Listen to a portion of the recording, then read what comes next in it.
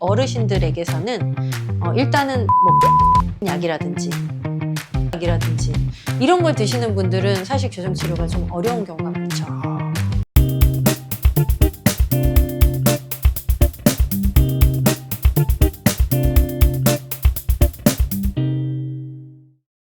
네, 원장님 안녕하세요. 안녕하세요. 치과의사 오희정입니다. 네, 오늘 주제는 주걱턱 교정을 투명 교정 장치로 할 수 있는지 그게 궁금합니다.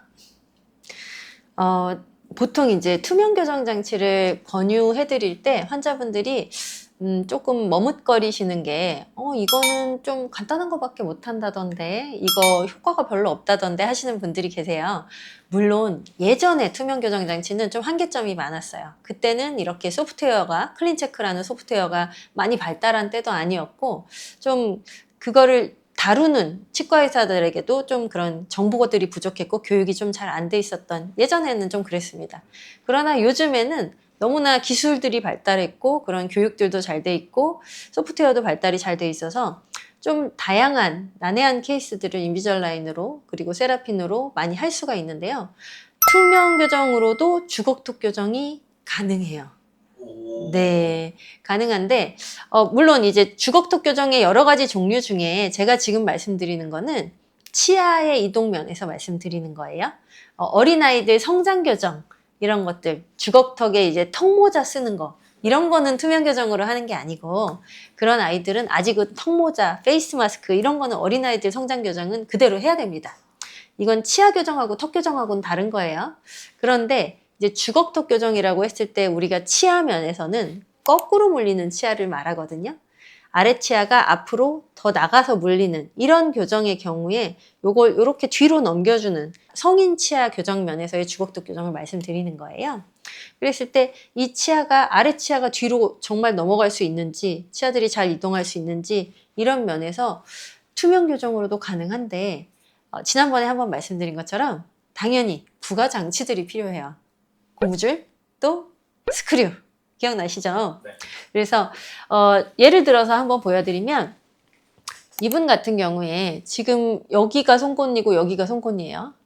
지금 서로 만나야 되는데 공간이 너무 많죠. 네. 아래 치아가 전체적으로 앞으로 나가 있는 상태신 거예요. 이 상태에서 이쪽 뒤로 와야 되는데 물론 이분은 이제 임플란트를 빼고 나중에 다시 심어야 되는 상황이셔가지고 그렇게 시작을 하고 했는데요. 어금니 자체를 먼저 뒤로 보냅니다. 이 어금니를 뒤로 보내고 이 치아도 뒤로 보내고 이 치아도 뒤로 보내야 돼요. 그게 가능해? 가능해요. 그래서 보시면 이 어금니가 얘랑 얘의 위치가 얘랑 얘의 위치 많이 달라졌죠. 네. 그리고 송곳니가 여기 있던 송곳니가 여기까지 와서 이제 얘랑 거의 공간이 없이 만나고 있어요. 이렇게 되기까지 당연히 이 환자분이 잘 껴주셔서 협조를 잘 하셔서 이게 가능한 거예요. 장치만으로는 사실 이게 어렵고요. 장치를 끼고 고무줄을 잘 걸어주셨을 때 가능한 스크류를 심어서 좀 당기는 것도 있고요. 이분은 스크류를 심어서 당기는 거는 안 했어요. 근데 그랬음에도 불구하고 아주 잘 치아가 양호하게 이동을 해서 저도 아주 그냥 환자분 협조에 감사하면서 정말 뿌듯하게 치료를 진행하고 있는 이제 거의 이제 마무리가 돼가는 케이스인데요. 이렇게 이분뿐만이 아니라 다른 분들도 이제 주걱턱 교정을 하실 때 투명 교정 장치를 이용을 할 수 있는 부분들이 있고 그런 거에 대해서 이 정도 케이스가 가능한지 아닌지는 이제 각자 치과 교정과 선생님과 상의를 하시면 도움이 되시겠습니다. 환자분의 상태에 따라서 주기도 다르겠네요. 그렇죠. 치아의 이동이 이제 좀 쉬운 치아 이동이 있고요. 같은 환자 안에서도 말이죠. 이제 사람에 따라서도 치아가 빨리 이동하는 분도 있고 천천히 이동하는 분도 있어요. 그 치아를 둘러싼 잇몸의 상태라든지 이 환자분의 씹는 세기, 교합력, 근육이 엄청 발달한 분은 치아가 정말 느리게 이동해요.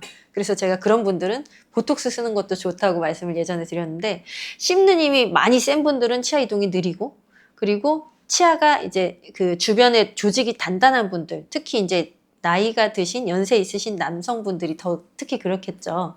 그런 분들에게선 치아 이동이 늦게 일어나는데 그 사람과 사람과의 차이 말고도 본인 안에서도 이 치아는 좀 더 잘 이동하고 이 치아는 좀 더 덜 이동하는 그런 것도 있어요.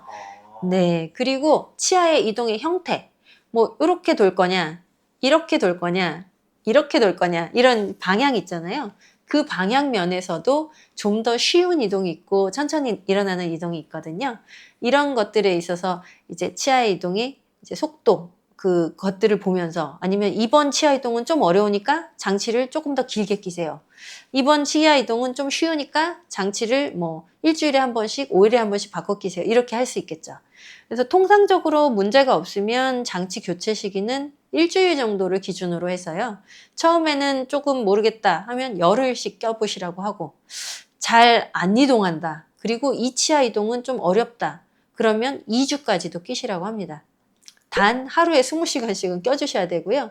웬만하면 일주일에서 열흘 사이면 이 치아가 이동을 할 수 있게 프로그램을 그렇게 만들어 놔요. 이 인비절라인에서 무작정 막 치아를 이동하는 게 아니라 한 단계별로 이동을 하는 그런 범위 이런 걸 정해 놓거든요. 그래서 뭐 잘 껴주시기만 하면 한 주에 하나씩 새로운 장치를 끼면서 치아를 데리고 가게 되겠습니다.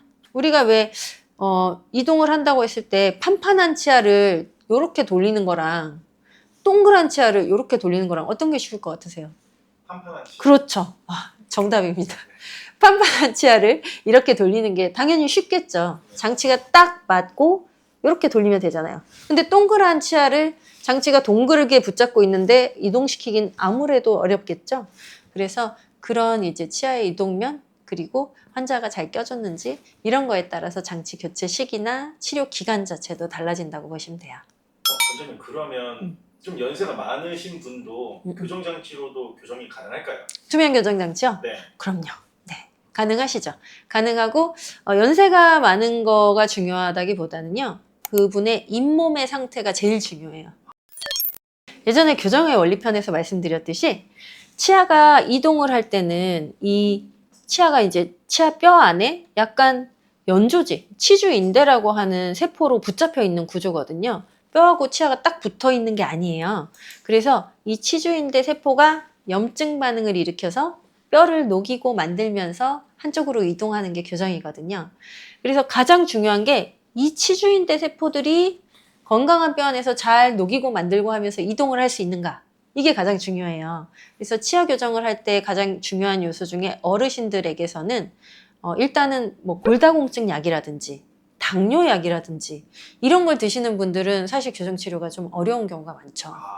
네, 세포의 반응을 이용하는 게 교정 치료인데 세포의 활성이라든지 이런 것들이 저해되고 뼈의 그런 녹고 만드는 골 개조라고 하는데 이런 거를 약물이 방해를 하고 하기 때문에 그런 분들에게서 교정 치료는 어렵지만 아무런 그런 전신 질환이 없고 드시는 약이 없고 잇몸이 튼튼해요.